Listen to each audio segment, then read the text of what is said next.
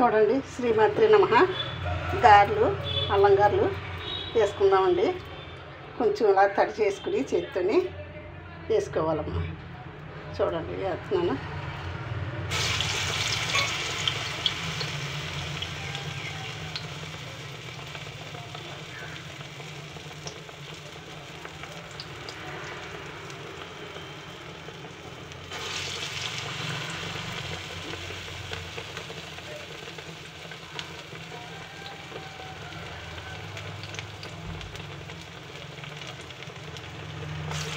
మన పిండి రుబ్బుకునేటప్పుడు మాత్రం కొంచెం ఒక స్పూను బియ్యం వేసుకోవాలమ్మా. బియ్యం వేసుకుంటే మనకి ఆయిల్ అన్నది లాక్కుండా ఉంటుంది. కొంచెం ఆయిల్ లాక్కుండా బాగుంటుంది. ఉల్లిపాయ ముక్కలు, అల్లం ముక్కలు, పచ్చిమిరపకాయ ముక్కలు, జీలకర్ర వేసుకుని మినపప్పు నానబెట్టుకుని వేసుకుంటే చాలా టేస్టీగా వస్తాయి గారెలు. చూడండి, చాలా బాగుంటాయి స్నాక్స్ కింద.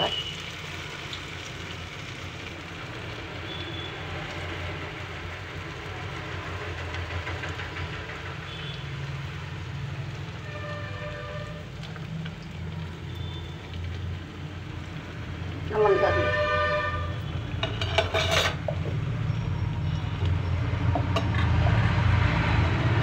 చాలా బాగుంటుంది.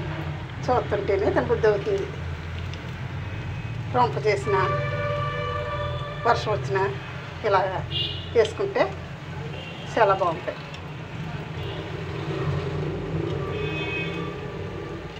అల్లం గారెలు, అల్లం, ఉల్లిపాయ ముక్కలు, పచ్చిమిరపకాయ ముక్కలు వేసుకోవాలి. పిల్లలకు మనం బయట కొనుక్కుని పెట్టుకునే కన్నా ఒక గ్లాస్ మినపప్పు నానబోసుకుంటే పిల్లలు ఇష్టంగా తింటారు. బయట అన్ని రకాల నూనెలు వేసేసి వాడేస్తారు. అదే నూనె వాడుతూ ఉంటారమ్మా. ఆ నూనె వేసుకుంటే మనకి కొలెస్ట్రాల్, బ్యాడ్ కొలెస్ట్రాల్ వస్తాయి.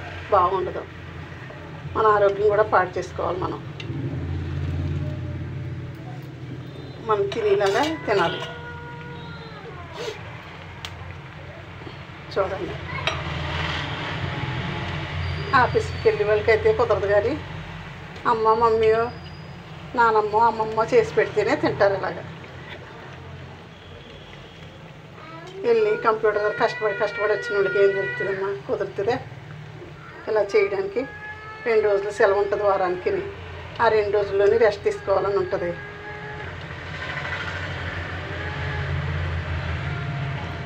వేడి వేడి అల్లం గారెలు రెడీ అవ్వి. మా మనవరాలు ఊరికే బొబ్బలు ఎడతా ఉంది, కేకలు ఎడతా ఉంది.